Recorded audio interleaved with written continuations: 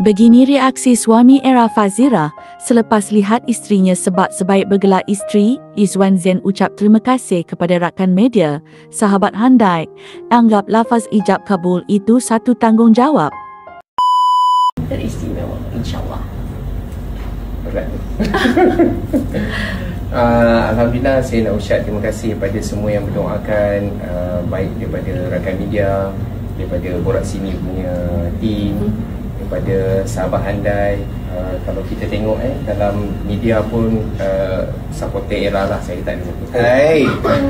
So banyak yang menyokong, mendoakan, semua yang positif-positif.